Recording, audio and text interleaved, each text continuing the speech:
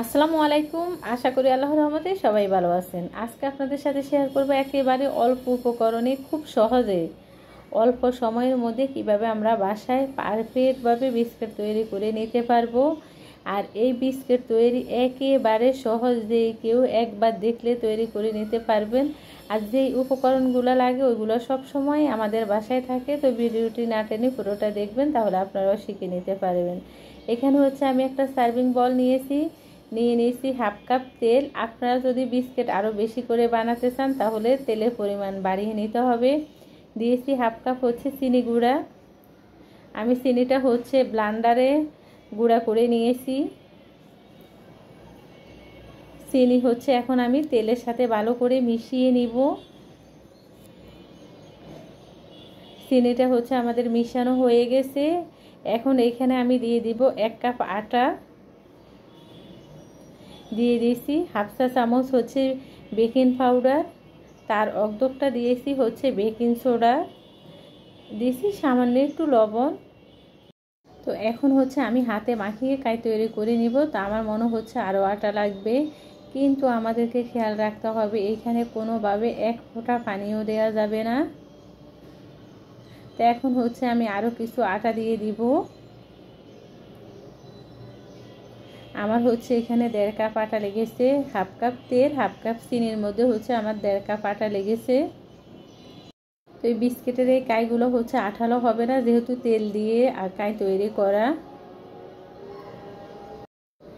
আপনারা দেখে বুঝতে পেরেছেন এই বিস্কুটগুলো তৈরি করতে হচ্ছে একেবারে কম উপকরণ লাগে, যেই উপকরণগুলো সবসময় আমাদের বাসায় থাকে। আর একেবারে অল্প সময়ের মধ্যে আমরা স্বাস্থ্যকরভাবে বিস্কিট বানিয়ে বাচ্চাদেরকে দিতে পারি, যেহেতু বাইরের থেকে কিনলে ওইগুলো অস্বাস্থ্যকরভাবে বানায়। আমরা হচ্ছে কম বেশি সবাই জানি বেকারির বিস্কুটগুলো তো স্বাস্থ্যকরভাবে তৈরি করে না।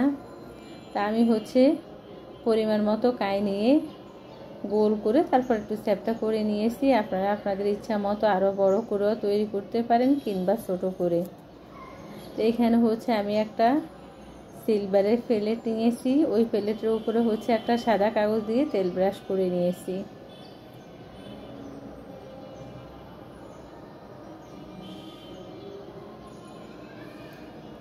এই বিস্কুটগুলো বানিয়ে যখন হচ্ছে কাউকে খেতে দিবেন, চায়ের সাথে বিশ্বাসে করবে না যে বাসায় তৈরি করা এতটা মজার হয়। তা আমার কাছে মনে হলো যে বাইরের বিস্কিটের থেকেও বাসায় তৈরি করা বিস্কিটগুলো খেতে বেশি মজার হয়। এখন আমি উপর থেকে একটু হচ্ছে ডিমের কুসুম ব্রাশ করে দিব। তো আমি হচ্ছে সবগুলো বিস্কুটের উপরে ডিমের কুসুম লাগিয়ে দিব, তাহলে দেখতে খুবই ভালো লাগবে, কালারটাও খুবই সুন্দর আসবে। আর বাচ্চারা হচ্ছে যে খাবারটি দেখতে সুন্দর লাগে ওই খাবারটি খেতে পছন্দ করে। ডিমের কুসুম হচ্ছে আপনাদের যদি ভালো লাগে আপনারা দিবেন, আর না হলে স্কিপ করতে পারেন। এখন আমি এই বিস্কিটের উপরে দিয়ে দিব তিল, সাদা তিল। আপনারা চাইলে তিলের পরিবর্তে এখানে বাদামও দিতে পারেন। তো এখন চুলায় চলে যাব। আমি হচ্ছে আগে থেকে চুলার মধ্যে একটা প্যান গরম বসিয়ে রেখেছি। প্যানের ভিতরে একটা হচ্ছে স্ট্যান্ড দিয়ে দিয়েছি, ওই স্ট্যান্ডের উপরে হচ্ছে আমি ট্রেটা বসিয়ে দিয়েছি। তা আমি হচ্ছে চুলে একেবারে লো হিটে দিয়ে তারপরে ঢাকনা দিয়ে রেখে দিয়েছি। আর ঢাকনার মধ্যে যে ছিদ্র আছে ছিদ্রটা আমরা বন্ধ করে দিব।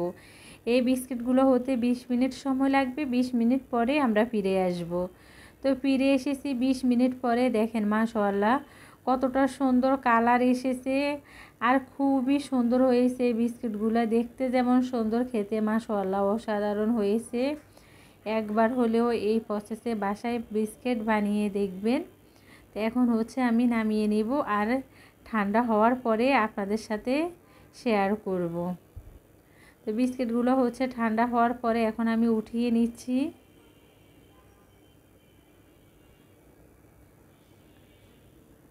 আমার এই বিস্কিটের রেসিপি আপনাদের যদি ভালো লেগে থাকে প্লিজ আমার চ্যানেলটি সাবস্ক্রাইব করবেন, লাইক দিবেন, শেয়ার করবেন।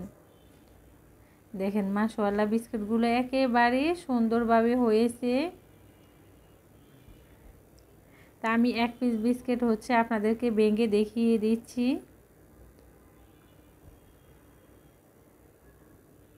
কতটা হচ্ছে কুড়মুড়ে হয়েছে। দেখেন কতটা সুন্দর হয়েছে এই বিস্কিটগুলা। আপনারাও বানিয়ে নিতে পারেন একেবারে অল্প উপকরণে কম সময়ের মধ্যে বিস্কিট বাসায় বাচ্চাদের জন্য। তো সবাই ভালো থাকবেন, আল্লাহ হাফিজ।